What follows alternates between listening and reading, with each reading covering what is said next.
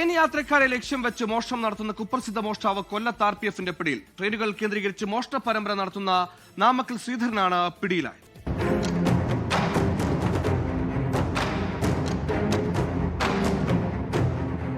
തമിഴ്നാട്ടിലെ വിരുദനഗർ റെയിൽവേ സ്റ്റേഷനിൽ വെച്ച് പോണ്ടിച്ചേരിക്ക് പോവുകയായിരുന്ന മേട്ടുപ്പാളയം എക്സ്പ്രസിന്റെ സെക്കൻഡ് AC കോച്ചിൽ കയറി ബാഗ് മോഷ്ടിക്കുന്നു. ശേഷം മധുര പുനലൂർ എക്സ്പ്രസിൽ മോഷ്ടിച്ച വസ്തുവുമായി രക്ഷപ്പെടുന്നതിനിടയിലാണ് പ്രതി RPF വലയിലായത്.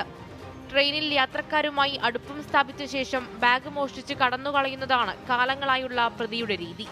മേട്ടുപ്പാളയം എക്സ്പ്രസിൽ നിന്ന് മോഷ്ടിച്ച ആപ്പിൾ ഐഫോണിന്റെ ബ്ലൂടൂത്തിന്റെ സഹായത്തോടെയാണ് ഉദ്യോഗസ്ഥർ പ്രതിയുടെ സഞ്ചാരപഥം മനസ്സിലാക്കിയത്.